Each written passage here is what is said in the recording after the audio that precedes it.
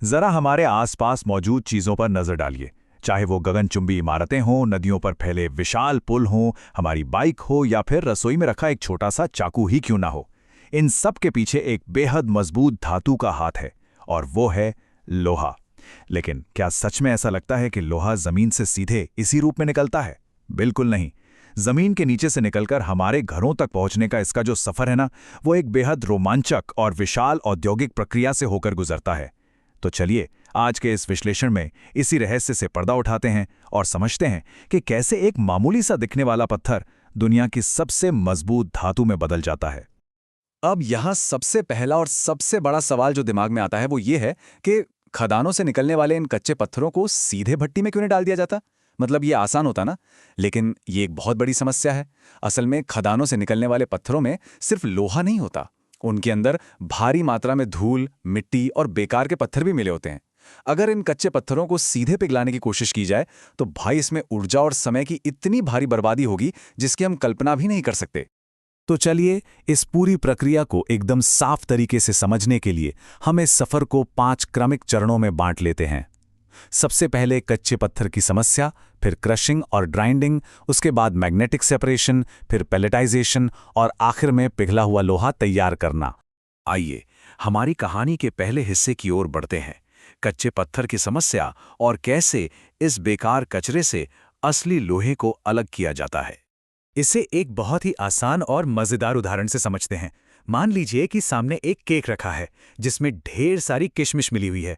यहाँ जो बेकार पत्थर और मिट्टी है ना, जिसे इंडस्ट्री की भाषा में गैंग कहा जाता है, वो उस केक के बेस की तरह है, और जो काम के कीमती लोहे के कण हैं वो उस केक में छुपी हुई किशमिश है। तो हमारा मुख्य लक्ष्य क्या है? उस बेकार केक को हटाकर सिर्फ उस कीमती किशमिश यानी लोहे को बाहर निकालना। और बस यहीं पर इस पूरी इंडस्ट्री का सबसे जरूरी तकनीकी शब्द सामने आता है, बेनिफिशियलेशन। बेनिफिशियलेशन असल में ये वो आवश्यक औद्योगिक प्रक्रिया है जिसमें कच्चे पत्थरों को साफ करके, रिफाइन करके उस कीमती लोहे को बेकार कचरे से अलग किया जाता है। सोचिए, अगर ये प्रोसेस ना हो तो बेकार पत्थरों को पिघलाने में हमारी कितनी ऊर्जा बर्बाद हो जाएगी। एक तरह से देखा जाए तो ये प्रक्रिया ही पूरे स्टील उद्योग की असली नींव है। अब सवाल उठता है कि ये बेनिफिशिएशन शुरू कैसे होता है। तो चलिए दूसरे चरण पर चलते हैं, क्रशिंग और ग्राइंडिंग, यानी पत्थरों को भौतिक रूप से तोड़ना और पीसना। जरा प्लांट के अंदर की विशालकाय मशीनों की कल्पना कीजिए। खदानों से लाए गए उन बड़े बड़े चट्टानों को सबसे पहले विशाल क्रशिंग मशीनों में डाला जाता है। ये मशीनें इन चट्टानों को बिल्कुल बेरहमी से छोटे छोटे टुकड़ों में तोड़ देती हैं। इसके बाद इन टुकड़ों को ग्राइंडिंग मिल में भेज दिया जाता है। वहां इन्हें पानी के साथ मिलाकर तब तक पीसा जाता है जब तक ये बिल्कुल रेत जैसे एकदम बारीक और गीले पाउडर में ना बदल जाएं। ऐसा करने के पीछे एक बड़ा कारण है, ताकि लोहे के कण उस बेकार पत्थर की भौतिक पकड़ से पूरी तरह आजाद हो सकें। अब जब लोहा पत्थरों की कैद से आजाद हो ही चुका है, तो आइए तीसरे चरण की ओर बढ़ते हैं, मैग्नेटिक सेपरेशन यानी चुंबकीय निष्कर्षण। और ये स्टेप सच में कमाल का है। ये बहुत ही शानदार तरीके से दिखाता है कि इंजीनियरिंग कितनी चतुर हो सकती है। इस बारीक पाउडर और पानी के मिश्रण को बड़े बड़े ड्रम्स के पास से गुजारा जाता है, और इन ड्रम्स में लगे होते हैं बेहद शक्तिशाली चुंबक। अब क्योंकि लोहे के अयस्क में प्राकृतिक रूप से चुंबकीय गुण होते हैं, तो लोहे के वो कीमती कण तुरंत उस ड्रम की तरफ खिंचकर उससे चिपक जाते हैं। मतलब प्रकृति के एक साधारण से नियम का क्या अद्भुत इंजीनियरिंग समाधान है ना? लेकिन रुकिए, इस प्रक्रिया के बाद उस बेकार कचरे का क्या होता है? उस बचे हुए कचरे को इंडस्ट्री में टेलिंग्स कहा जाता है। चुंबक से लोहा अलग होने के बाद जो कचरा बचता है उसे ऐसे ही कहीं नहीं फेंक दिया जाता, बल्कि उसको बहुत ही सुरक्षित तरीके से एक खास जगह पर जमा किया जाता है जिसे टेलिंग डैम कहते हैं। इस तरह से पूरा का पूरा प्रोसेस सुरक्षित और व्यवस्थित रहता है। तो अब हमारे पास शुद्ध लोहे का पाउडर आ चुका है। आइए इस प्लांट के चौथे चरण को देखते हैं, पैलेटाइजेशन प्रक्रिया, जिसे आसान भाषा में लोहे की पैकेजिंग भी समझा जा सकता है। लेकिन यहीं पर एक बहुत बड़ी इंजीनियरिंग चुनौती खड़ी हो जाती है। जरा सोचिए, क्या होगा अगर इस बारीक निकाले गए लोहे के पाउडर को सीधे ब्लास्ट फर्नेस यानी उस धधकती हुई भट्टी में डाल दिया जाए। असल में भट्टी के अंदर हवा का बहाव इतना तेज होता है कि वो इस कीमती पाउडर को बस हवा में उड़ा देगा। सारी की सारी मेहनत और वो सारा निकाला गया लोहा पल भर में बर्बाद हो जाएगा। तो इस उड़ने वाली समस्या का एक बहुत ही दिलचस्प समाधान निकाला गया, बेंटोनाइट। बेंटोनाइट असल में एक खास तरह की मिट्टी होती है जिसे एक बाइंडर या गोंद की तरह इस्तेमाल किया जाता है। इसका मुख्य काम ही यही है कि उस बारीक लोहे के पाउडर को एक साथ मजबूती से पकड़ कर रखे ताकि वो बिखरे नहीं। चलिए देखते हैं ये बनता कैसे है।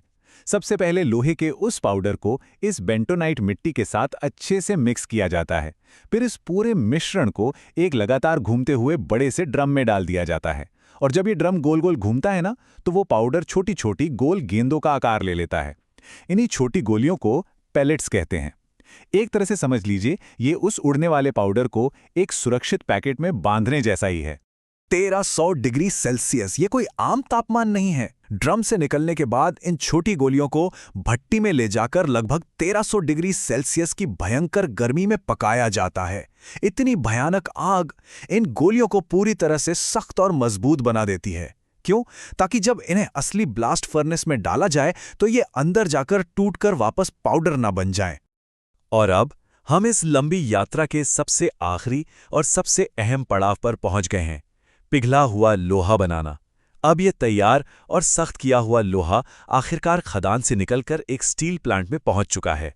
अब यहाँ जो बात सच में ध्यान देने वाली है वो है ब्लास्ट फर्नेस की ये एकदम सटीक रेसिपी, क्योंकि वहाँ सिर्फ लोहे से काम नहीं चलता। भट्टी के अंदर एक खास मिश्रण तैयार किया जाता है। वो पके हुए सख्त लोहे के पेलेट्स, उनके साथ कोयला और चूना पत्थर यानी लाइमस्टोन, इन तीनों को एक साथ उस विशाल ब्लास्ट फर्नेस में डाल दिया जाता है। तो मुख्य बात यह है कि जब ये सारी सामग्रियां उस भयंकर तापमान में एक साथ पिघलती हैं तो अंदर एक जबरदस्त रासायनिक प्रक्रिया यानी केमिकल रिएक्शन होती है, और इस पूरे प्रोसेस के अंत में जो बाहर निकलता है वो है एकदम शुद्ध, बहता हुआ, लाल गरम, पिघला हुआ तरल लोहा। यही वो तरल आग है जिसका इस्तेमाल हमारी इस आधुनिक दुनिया का शानदार स्टील बनाने के लिए किया जाता है। तो इस पूरे विश्लेषण को देखने के बाद एक बड़ा ही दिलचस्प सवाल दिमाग में आता है। अगली बार जब भी किसी विशाल स्टील के पुल से गुजरना हो तो क्या कच्चे पत्थर के टूटने, उन विशाल चुंबकीय ड्रम्स के घूमने और 1300 डिग्री सेल्सियस की धधकती भट्टियों का ये महाकाव्य सफर याद आएगा? सच कहें तो ये सिर्फ एक धातु का निर्माण नहीं है, ये इंसानी दिमाग, प्रकृति और एक बेजोड़ इंजीनियरिंग का एक बहुत ही अद्भुत संगम है। आज के इस विश्लेषण में साथ जुड़ने के लिए बहुत बहुत धन्यवाद। हमेशा ऐसे ही कुछ नया सीखते रहिए।